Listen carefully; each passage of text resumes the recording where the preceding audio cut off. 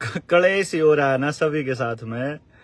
किसी के समझ में नहीं आ रहा कि के कमा, ना तो नेता के समझ में आ रहा है कि अपने जो समर्थक हैं, अपने जो भक्त लोग हैं, चमचे हैं, आप ये पापिये जिनसे भी हैं, उन्हें के कमा, और ना इन पापिया ने समझ में आ रहा है कि अपने नेता के बारे में के कमा। अब देखो, एक खेल समझ में आने की बात है।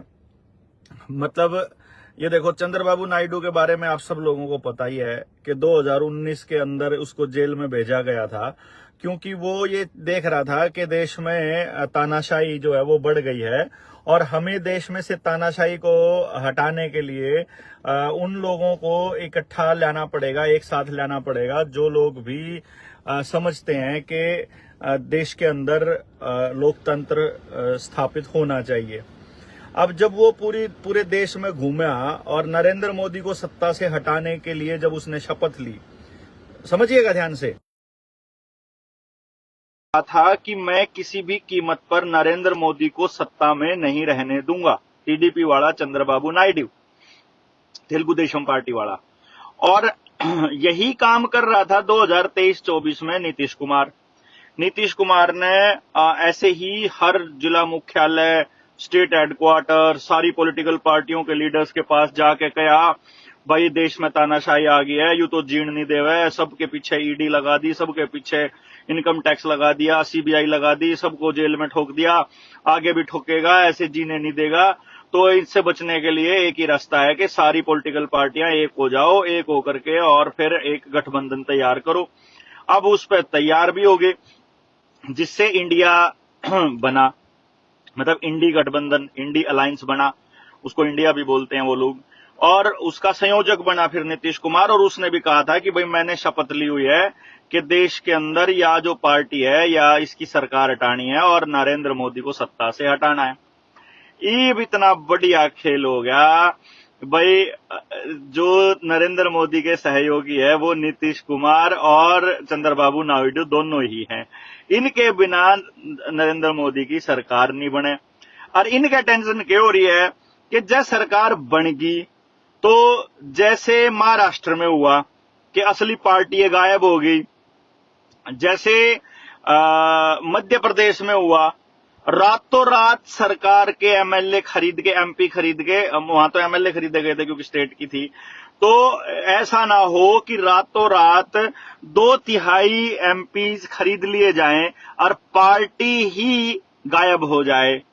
अब इनका खरीद फरोख्त का इतिहास तो रहा ही है। इसका मतलब ये हुआ कि नरेंद्र मोदी के साथ जाएंगे तो पूरा चांस है कि उनको अपनी पॉलिटिकल पार्टियों से को खोने का खतरा तो रहेगा, और अगर नहीं जाएंगे तो फिर से दल बदलू कहलाए जाएंगे।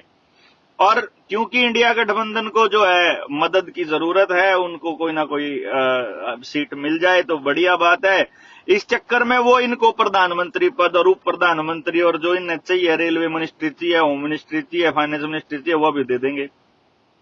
पर कांग्रेस चाहेगी कि भाई एक तो स्पीकर मारा हो जाए, एक होम मिनिस्ट्री बच जावे, एक फाइनेंस बच जाओ, और बस ये 2 या 4 मिनिस्ट्री हमारी बच जाओ, बाकी तो जाओ तो जिसने जाना जाओ ले जाओ अपना। पर बड़े कमाल की बात होएगी कि कौन सैक्रिफाइस करेगा, कौन लालच में फंसेगा, कौन सत्ता में जाएगा, कौन पावर को चलाएगा। अल्टीमेटली एक चीज है जो सबके लिए फायदेमंद है, वो ये है कि भाई अब हमें कुछ मौका मिल गया, कुछ स्पेस है अब हमारे लिए कुछ काम करने का। सरकार कोई भी बने, व्यवस्था वही की वही है, किसी को कोई फर्क नहीं पड़ा है। हम लोगों के लिए तो बिल्कुल वैसी स्थिति है। ये टीवी पे कुछ भी चल रहा हो, अखबारों में कुछ भी आ रहा हो, आपके लिए आंकड़े कुछ कह रहे हो, मेरे लिए और कुछ चेंज नहीं आया है अभी तक। अभी भी बस इतना फर्क पड़ा है कि वोट डलने के बाद से सड़क के ऊपर से पुलिस वाले गायब हैं। ऐसा लग रहा है अब ना तो कोई क्राइम होगा, अब ना कोई ट्रैफिक रूल का वायलेशन होएगा, अब कोई चक्कर नहीं है। अब देश जो है वो राम भरोसे है। अब अपने आप चल रहा है सब कुछ। उससे पहले आपको हर चौराहे पर पुलिस वाले दिख रहे थे, आपकी गाड़ियां चेक हो रही थी, आपके कागज चेक हो रहे थे, आपकी डिग्गियां खुलवा के चेक कर रहे थे, जैसे मतलब आतंकवादी हैं इस देश के लोग, ऐसा बिहेव कर रहे थे। और सरकार बनने के बाद आतंक जो है वो खत्म हो गया है। बाकी एक चीज और है, सरकार अगर बना ली इंडिया गठबंधन ने, तो देश के अंदर दोबारा से बम ब्लास्ट होने चालू हो जाएंगे, दोबारा से आतंकी गतिविधियां चालू हो जाएंगी। और इससे यह साबित हो जाएगा कि बीजेपी सरकार से पहले जो आतंकी हमले होते थे और जितने भी ये आतंकी गतिविधियां थी, ये सब इन्हीं देशद्रोहियों ने चालू की हुई थी, जो आजकल सत्ता में थे, आज तक सत्ता में थे।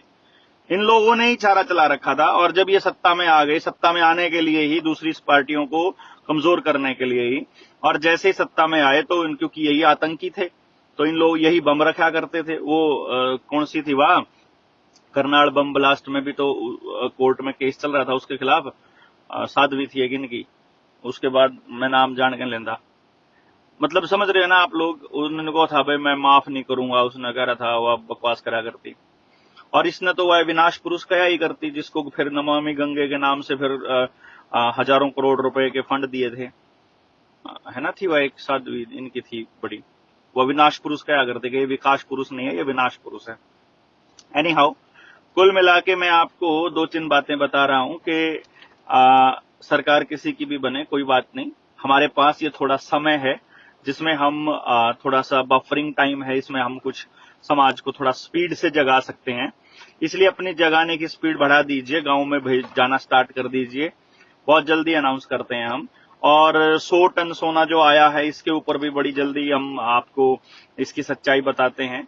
आने वाले टाइम में जो देश गृह युद्ध की तरफ बढ़ रहा है, मतलब जो ये रास्ता है, हाँ पुलवामा भी था बिल्कुल रणवीर भाई, जो ये जो रास्ता है, जिस तरह की सरकार अभी बन रही है, ये सरकार अल्टीमेटली देश को गृह युद्ध की तरफ लेकर जा रही है और वर्ल्ड वॉर 3 की तरफ लेकर जा रही है। कैसे होगा वो world war 3? Order out of chaos, इसी का नाम न्यू वर्ल्ड ऑर्डर है। ये किस तरह से आएगा, इसका पूरा का पूरा हम खुलासा करेंगे अगली कुछ वीडियोस के अंदर। आप इस जो डॉक्टर देवेंद्र बलारा वाला और निडर इंडिया वाला जो चैनल है, इसको मैक्सिमम लोगों तक पहुंचाइए। अभी बहुत जल्दी सरकार बनते ही हम लोग एक कॉल देने वाले हैं कि आपको बैंकों में जाकर के क्या करना है, ताकि आपको सच्चाई का पता चले। आज एक कलाकार मेरी एक पुरानी वीडियो को उठा करके कह रहा था, जब कहता है कि ये जो पैसा है ना, मैंने जो बोला था कि इसके पीछे गोल्ड होता है, तो कहता है गोल्ड तो खत्म कर दिया, गोल्ड की बैकिंग। तो इसका मतलब सरकार जितना मर्जी पैसे छाप सकती है, और उन बेवकूफों को भी हम समझाएंगे आने वाले टाइम में। बट अल्टीमेटली आपको सिर्फ इतना ही बताना था कि अगर एनडीए के साथ गए तो भी फंसे चंद्रबाबू नायडू और नीतीश कुमार, और नहीं गए तो भी फंसे। मतलब दोनों तरफ हाँ, ना जाने में फायदा है। मतलब इंडिया गठबंधन अगर बनता है और उसकी सरकार बनती है, तो फिर कुछ अलग हालात होंगे देश में। और अगर इसी आदमखोर और तड़ीपार की जोड़ी की बनती है, तो फिर और हालात होंगे।